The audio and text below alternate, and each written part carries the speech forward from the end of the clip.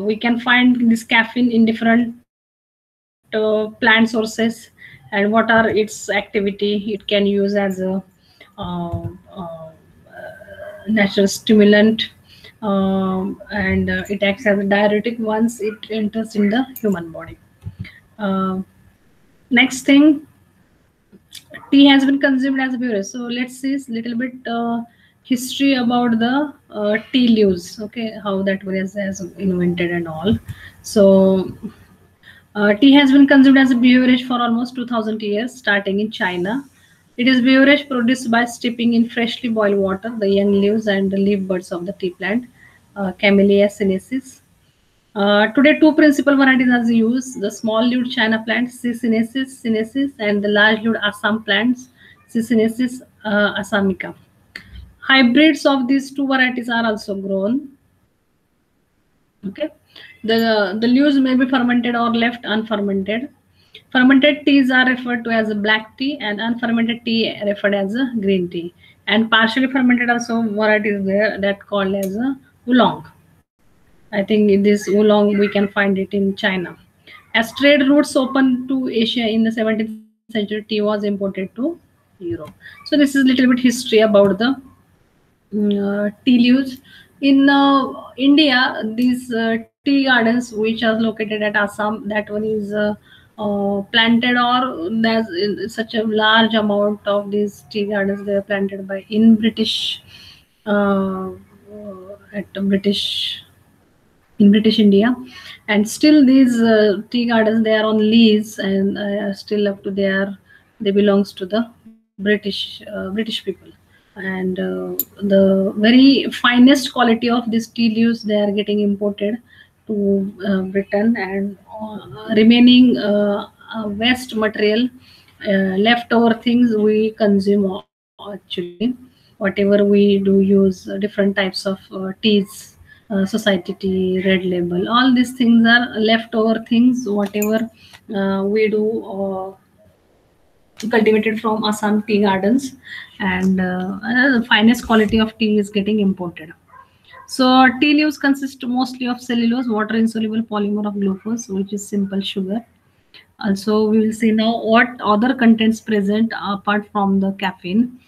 Cellulose performs a function in plants similar to that of fibrous proteins in animals. It is structure building materials. Along with cellulose, we can find a number of other things, including caffeine, tannins. Tannin is important. Phenolic compounds that have an hydroxyl group directly attached to the aromatic ring, and small amount of chlorophyll. Now we will see a little bit about the that tannin. Okay, so here structure of tannin I have given here. You can find here.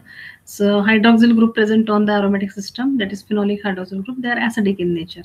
So tea leaves also contain many other components, including tannins, with one example, tannic acid, shown on the right. So here I have given the structure of tannin. Tannins are acidic phenolic compounds with multiple hydroxyl group attached to the benzene ring.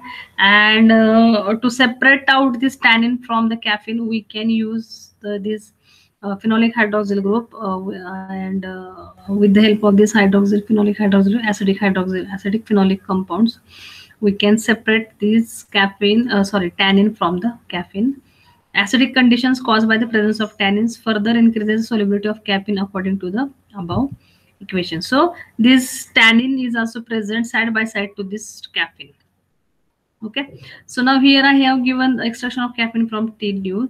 So here they have used H3O plus treatment, that means acid treatment, and they do protonate this natural form of caffeine. After protonation, it's easy to extract from the filtered form. So once salt is forming, that way is more soluble in the highly polar water.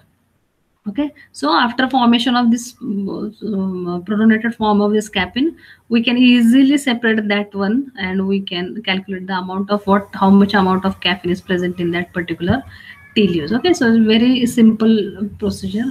So let's go back to that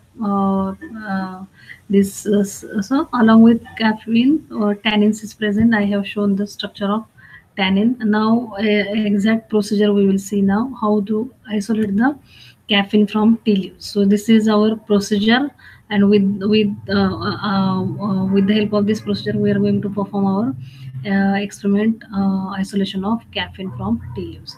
So first of all, you have to take 25 gram of powdered leaves. Okay, so you can use any kind of